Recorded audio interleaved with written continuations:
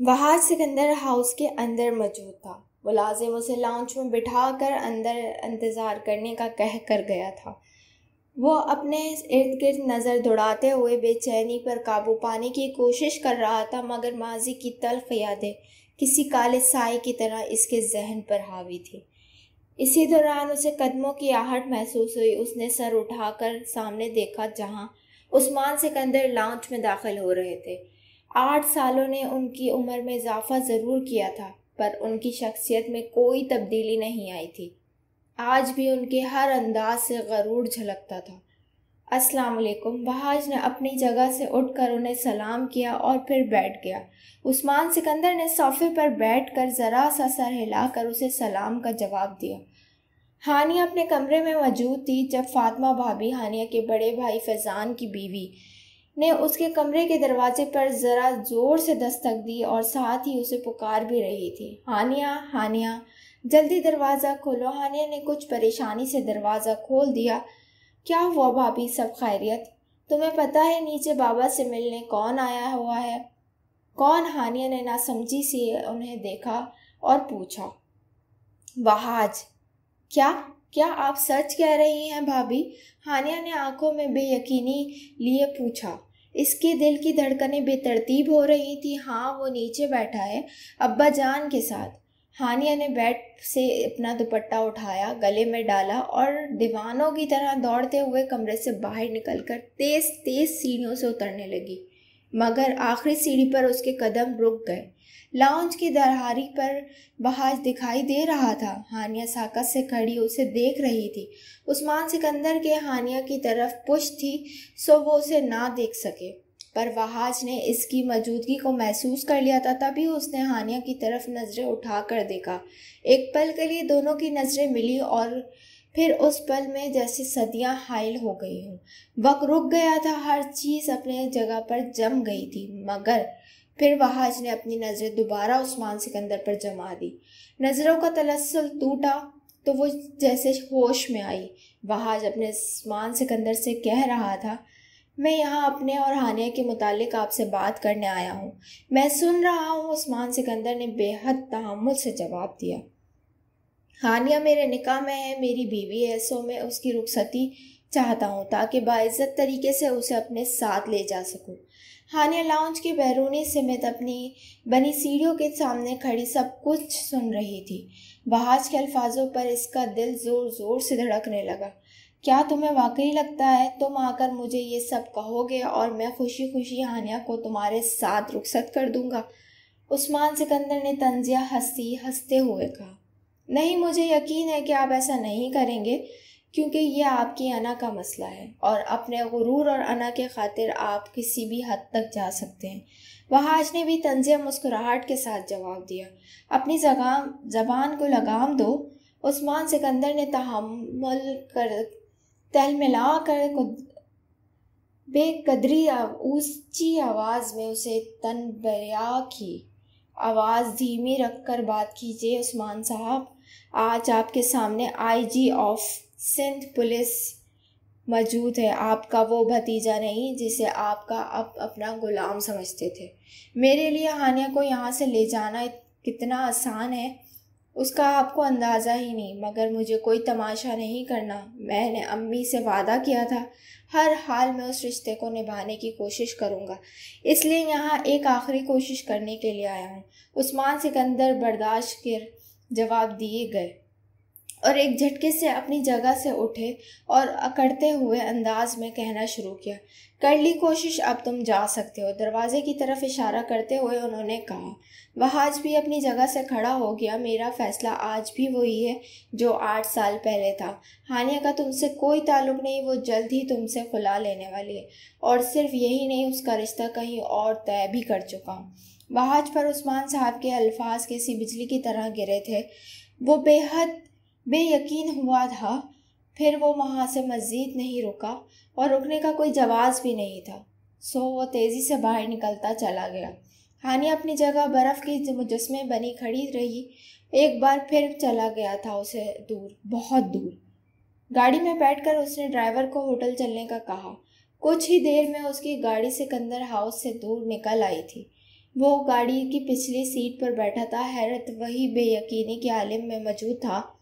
اس پل دنیا کی ہر شے وحاج کو بہت بے اختیار لگ رہی تھی۔ اس نے کبھی نہیں سوچا تھا کہ ہانیہ اس سے علیحدگی کا فیصلہ کر سکتی ہے۔ اسے اپنی محبت پر اتنا اعتبار تھا کہ مگر آج وہ اعتبار بھی ٹوٹ گیا تھا۔ ہوٹل پہنچ کر اس نے پہلے مرتضیٰ صاحب کا فون کیا تھا۔ ہاں وحاج بولو، سب خیریت تھی نا؟ تم مل کر آئے عثمان سے؟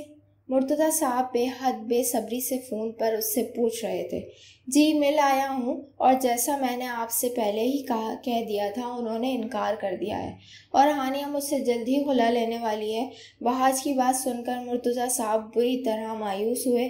پھر ایک لہجے کی خاموشی، پھر بعد میں انہوں نے کہا، پر وحاج تم نے اسے سمجھانے کی کوشش تو کرتے، اسے کہتے کہ نہیں بابا اب کچھ اور نہیں، یہ قصہ یہیں ختم کر دیجئے، اور اب آپ وعدے کے مطابق اب مجھے فورس نہیں کریں گے، یاد ہے نا آپ کو؟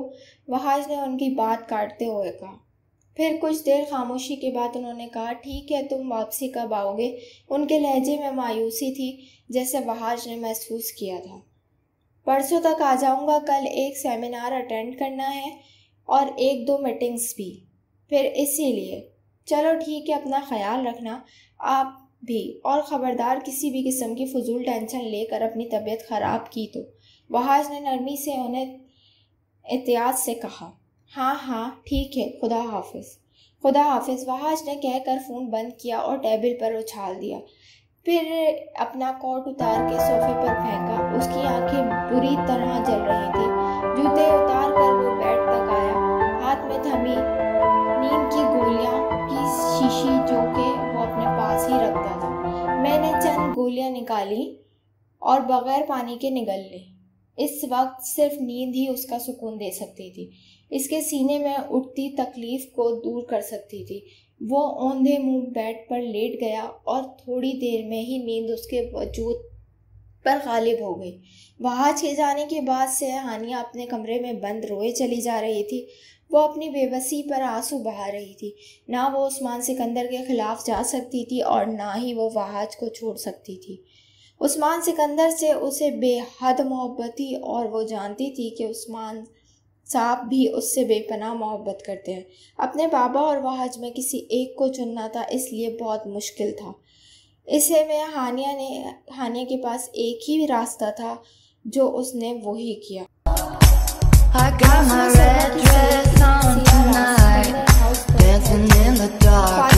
ملازموں کے ساتھ مل کر کھانے کی میز لگا رہی تھی۔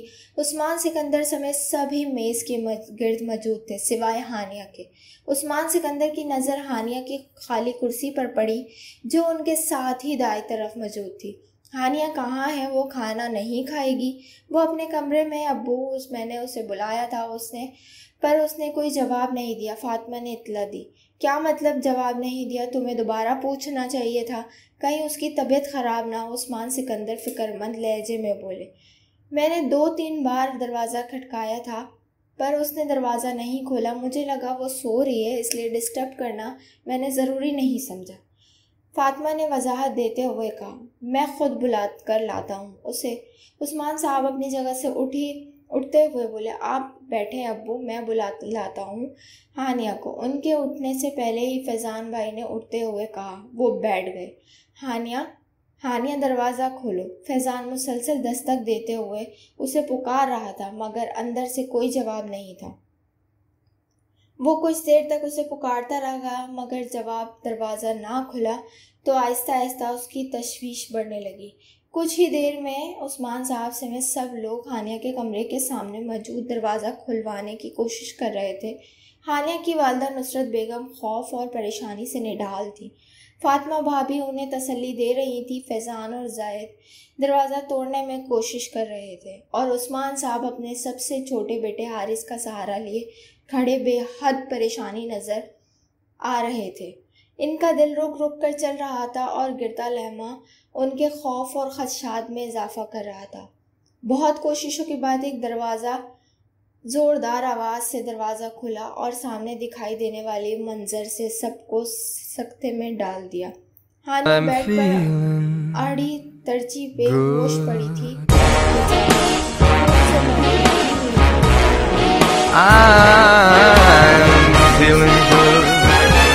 کا ٹکڑا تھا جس سے اس نے اپنی کلائی کاٹی تھی۔ ہانیہ کو فوری طور پر ICU میں لے جایا گیا۔ بیگم نصرت رو رو کر بری حالت میں تھی۔ عثمان صاحب نے ہر لمحہ کسی عذاب کے صورت گزر رہا تھا۔